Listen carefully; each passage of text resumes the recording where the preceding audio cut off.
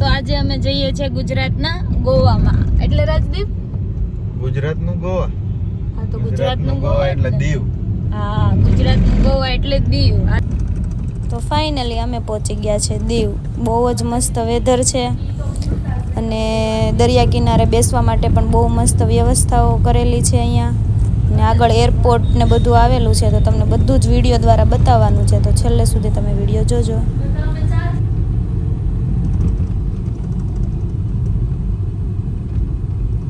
છે ને મસ્ત વ્યૂ. દિવસો એટલો મસ્ત છે તો આ રાતે લાઇટિંગ બાઇટિંગ બધું બહુ જોરદાર લાગતું છે. રાતે બહુ મસ્ત લાગે. હા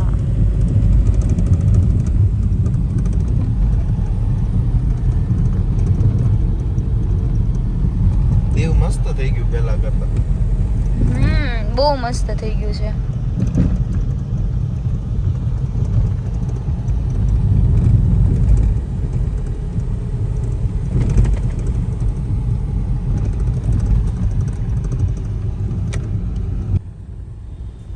જો આગળ દેખાય છે એ ખુકરી શિપ છે અને આપણે અંદરથી વિઝિટ કરવાની છે. વિડીયો દ્વારા બધું અંદર શું શું શિપની અંદર બધું હોય એ બધું જોવાનું છે, એટલે વિડીયો છેલ્લે સુધી જોજો. અને દીવ આવો તો આ ખુકરી શિપની વિઝિટ કરજો. અને હા કે અહીંયા છે ને કેશ કે યુપીઆઈ ઓનલાઈન કોઈ પણ પ્રકારનું પેમેન્ટ ચાલશે નહીં, એટલે દીવ આવો એટલે કાર્ડ લઈને જ આવજો, કેમ કે અહીંયા બધી જગ્યાએ કાર્ડ જ ચાલશે, કેશ ક્યાંય નહીં ચાલે. આ કુકરી શિપ 1971માં કરાચીથી રિટર્ન આવતી હતી ને ત્યારે પાકિસ્તાનની સબમરીને હુમલો કર્યો અને આ શિપ ડૂબી ગઈ હતી. પછી ઇન્ડિયન નેવીએ બદલો લેવા માટે એની શિપ જે ગાજી સબમરીન હતી એની ઉપર હુમલો કર્યો અને એને ડૂબાડી. પછી આ કુકરી શિપ આખું રિબિલ્ડ કર્યું, 1986માં રિબિલ્ડ કર્યું. પછી આ 2021 સુધી એણે આ કુકરીએ એમની સર્વિસ આપી અને હવે આ શિપને 2021 પછી રિટાયર કરી અને આ દીવમાં એઝ અ મ્યુઝિયમ તરીકે રાખવામાં આવી છે. તો ચાલો આપણે હમણાં અંદર જઈને જોવાનું છે કે અંદર શું શું વ્યવસ્થા હતી, કેમ કે ઇન્ડિયન નેવી માટે આ ફાઇટર શિપ છે તો એના માટે અંદર શું શું વ્યવસ્થા અને કઈ રીતનું આખું બધું સ્ટ્રક્ચર છે અંદરનું એ બધું તમને વિડીયો દ્વારા બતાવીશ. ક્યાં જવું છે? તો અમે લોકો હવે અંદર જઈએ છીએ અને તમને બહારથી આખી શિપ બતાવશું કે બહારથી કેવી છે. પહેલાં તમે બહારનું બધું જોઈ લો અને એજ ઇટ ઇઝ જે વસ્તુ પહેલાં જે યુઝ કરેલી હતી એ લોકોએ એ બધું એમને જ અહીંયા મ્યુઝિયમમાં મૂકવામાં આવ્યું છે અને ફરતે બધું એની ડિટેલ્સ લખીને રાખી છે.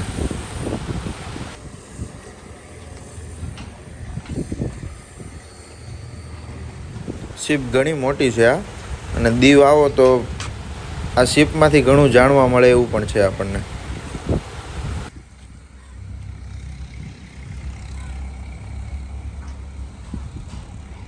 અને જો હું તમને આ વસ્તુ બતાવું, નીચે છે ને આ એરો દોરેલા છે બધા.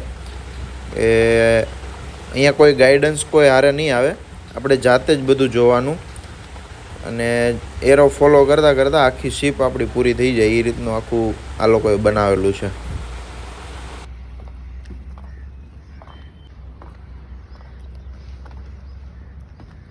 આ એરોનું શું કીધું રાજદીપ? એરો જ્યાં જાય ને જવાનું. બોમ્બ ફૂટે, મિસાઇલ ફૂટે.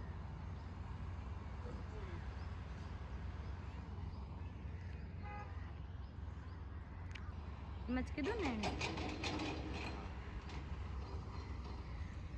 કેટલું મસ્ત છે. ચાલો હવે એરોઝ ને ફોલો કરતા કરતા આગળ વધો. ચાલો રાજદીપ.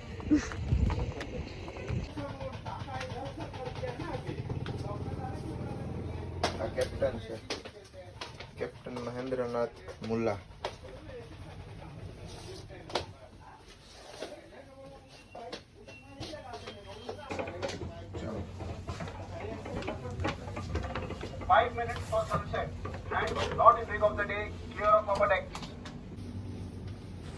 અંદર બધી વ્યવસ્થા છે, જો સ્લીપિંગ સુવા માટે છે, કિચન છે, પછી ઇમરજન્સી રૂમ, મેડિકલ રૂમ, બધી જ વ્યવસ્થા અંદર. અને અંદર એટલું વાયરિંગ ને બધું બહુ જ છે, આપણને કાંઈ આમાં ખબર ના પડે.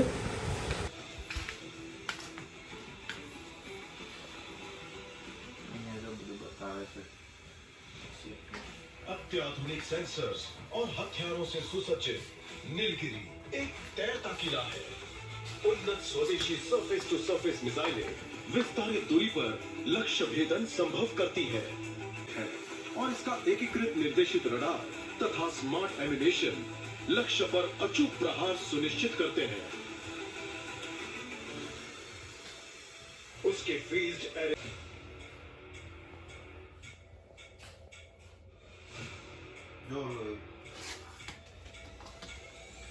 શું ગરમી થાય સાલા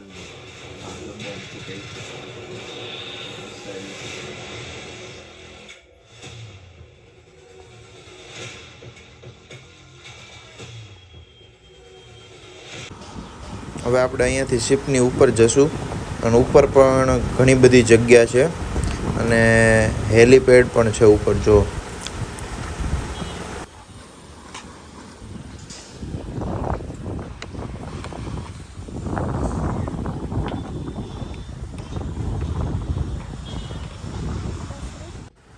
અહીંયાથી આખી શિપ હેન્ડલ થતી હશે જો આ કેપ્ટન અહીંયાથી જ ચલાવતા હશે શિપ અને નીચે બધું ફાઇટરનું હશે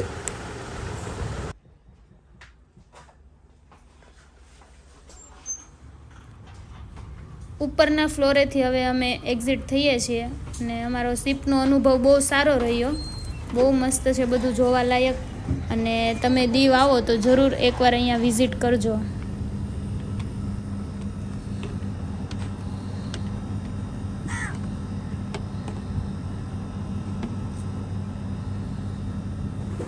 અહીંયા અમારે શિપની વિઝિટ પૂરી થાય છે અને જો તમને આ વિડીયો ગમ્યો હોય તો લાઈક શેર અને સબસ્ક્રાઈબ કરજો.